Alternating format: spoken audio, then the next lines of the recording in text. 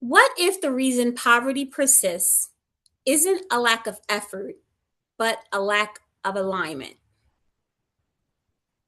Good morning, and welcome to Disrupting Poverty Through Leadership That Delivers Results AM Talk Show.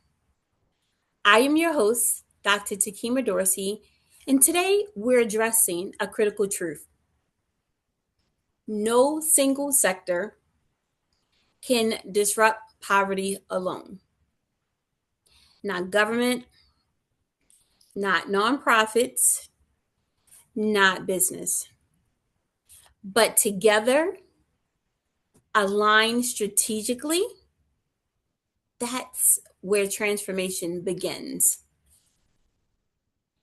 Today's episode, entitled Cross Sector Leadership That Drives Results.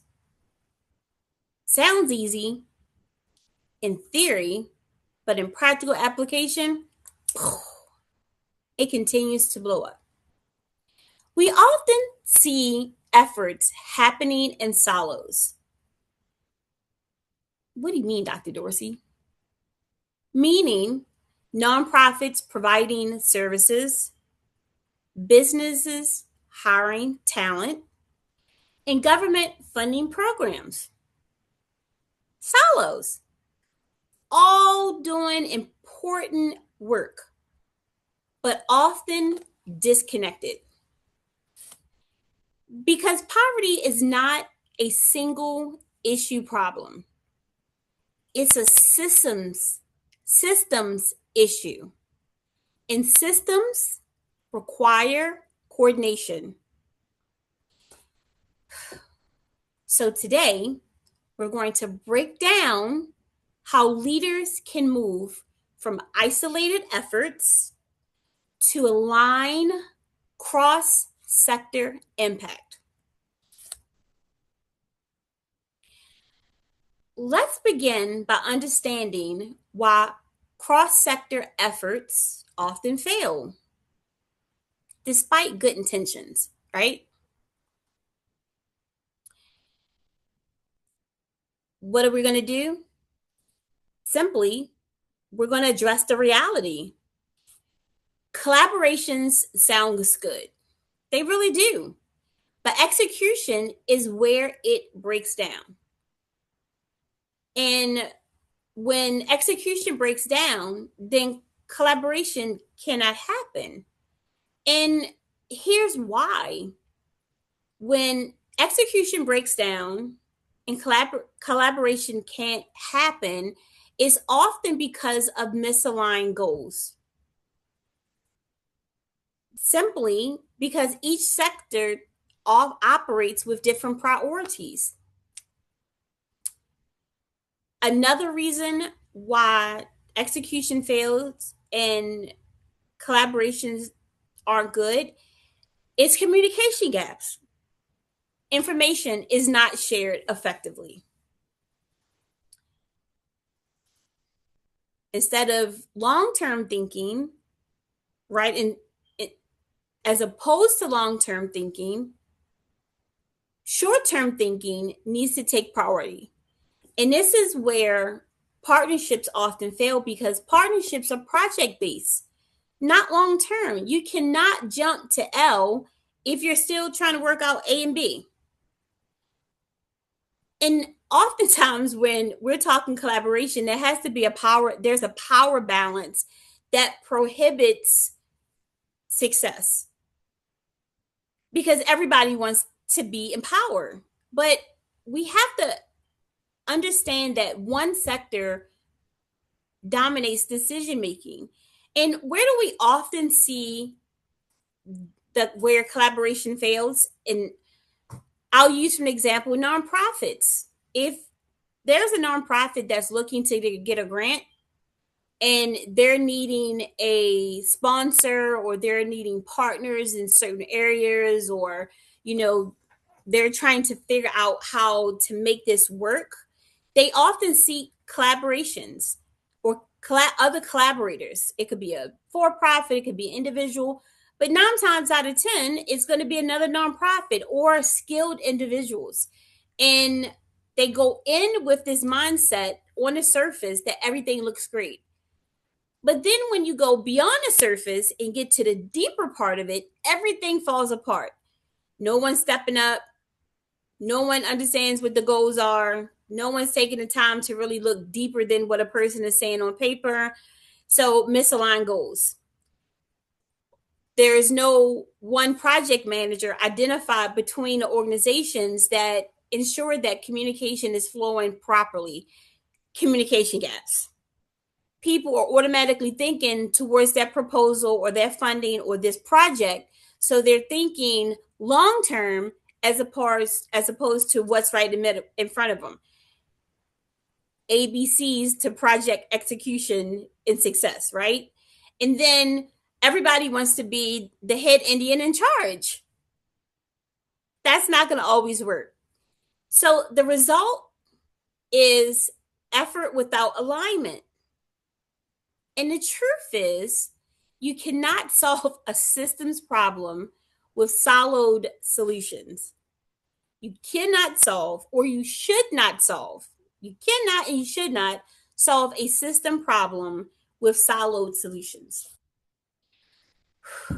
So, if misalignment is the problem, what does effective alignment actually look like? Simple. Cross-sector leadership requires intentional design. Now, there are some nonprofits out there doing great work because it's not a misalignment in what their sector offers. They've found a way to overlap it. They have nailed or managed out a communication channel that eliminate gaps.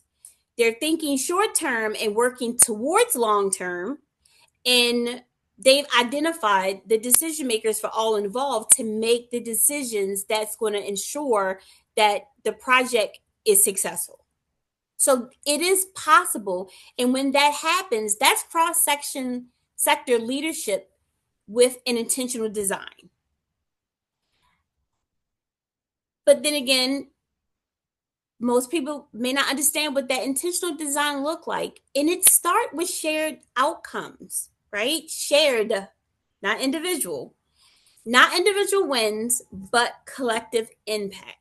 And that's easier to say theoretically than it is in practical application, because effective partnerships include a clearly defined shared goal, like increasing economic mobility for all parties involved. There are defined roles for each sector and each person within that organization that's a part of that project. There are transparent communication channels that are outlined for everyone involved. And there is a long-term commitment, not a one-off collaboration. So that requires the meeting of the minds and to really being able to hear one another and to capture what's critical and key. So alignment is not about agreement. You are not going to go into a cross-sector partnership with anybody that you're going to agree with everything. And if so, it's a problem. But it is going to require coordination from all parties involved. And that coordination is going to lead to clearly defined shared goals, roles that are defined for each sector involved, transparent and manageable communication channels, and long-term commitment, not a one-off collaboration. So, leaders must ask, are we working together or just working at the same time? And that in itself is so powerful, because if you're working together, you're always moving forward, right? You're going to run into some hiccups, you're going into some headaches, but you're going to have more wins and successes. Otherwise, You're all just working at the same time, and you're really not going to yield that return on investment that you're seeking, and it's just a waste of time. Now, let's talk about how each sector uniquely contributes to poverty disruption, because that's why most people are coming together, right? For a greater cause greater than them, and to lead to a more positive outcome than when they first started. And so, in order for that to take place, each sector must bring different strengths. You know, you often hear people say an effective leader surrounds him or herself with people that are smarter than them. So, in other words, they're not the smartest cookie in a room. They might be effective, but they're surrounding themselves around people that are smarter than them, that definitely plays to their weaknesses and even their strengths, because my strength and your strength might be the same, but because we deliver it differently and think differently and have different ways in which we operate, we're going to learn something from each other. So each sector brings different strengths. So a business sector would automatically bring job creation, workforce development, economic investment, right? Sure. Where a government sector is going to bring policy design, funding allocation, and infrastructure support. So business and government sector will automatically be a win-win. And then there's a nonprofit sector. And in that nonprofit sector, you have the community engagement, right? You have direct service delivery, which is what business and government sectors don't do, and advocacy and trust building. So that cross-sector leadership is going to not only benefit their own sector, but then the larger that they're serving. Because when aligned, these roles complete an ecosystem of opportunity, right? And that ecosystem is what drives results. No one sector is sufficient, but each sector is essential. But alignment only works when power is shared, not controlled. Let's talk about what often goes unspoken. Power dynamics often goes unspoken because too many chiefs, not enough Indians, right? And cross-sector leadership fails when decisions are centralized, community voices are excluded, and trust is not built intentionally. Ever work with a group of people or worked on a project when they wanted to go straight to the end result? Forget the building process in between. I want to go straight to results. I want my money today. No. That's when cross-sector leadership fails. Now, the opposite of that is effective leadership. And that effective leadership requires shared decision making. You ain't got to like them, but you got to respect them. And majority rules, right? Sometimes you got to sit back and figure out and watch. Sometimes your voice is going to be dominant, and sometimes the decision making you made will be outvoted, and it's okay. You have to have mutual accountability. You cannot have a team of 5 and only 2 people out of the 5 doing the work. Failed leadership. And you got to respect each sector's expertise. This is really where we go wrong, because some people, especially if you're working with that individual that is the CEO, the HR, the hiring, the firing, the negotiator, onboarding, all of that, then of course you know, they feel as if they are the expert in all of these areas. And they want to bring to the table their experience to prove that they are valid. We don't need that, right? Respect each sector's expertise, because business is going to stay in business, government is going to stay in government, and nonprofit should remain a nonprofit. Although nonprofit has do work with business and do seek out business, and they seek out government, right? Because trust is not automatic. It is built through consistent, transparent leadership. And that's important. Consistent and transparent leadership. Look, this is who I am. This is what I got. This is what I bring to the table. But I'm loyal. I know what I'm doing. I know what I can do. And I know what we can offer. Be yourself. Don't not be yourself, right? And as always, leadership must measure what matters, right? If it's worth you going in on a project or seeking partners or support or whatever, measure it to see if it's effective or not. To ensure partnerships are producing results, leaders must track. You don't want to go into a partnership and at the end of the day you can't yield what worked and what didn't work. Waste of time, right? And opportunity. So leaders must track partnerships that are producing results through economic mobility outcomes. Did we increase funding or did we stay the same?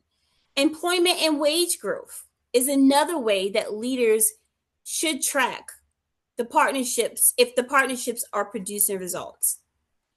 Did you increase access to services and opportunities? Absolutely. If you are an organization and you're partnering with 3 more organizations, guess what? They're all bringing access and opportunities to the table.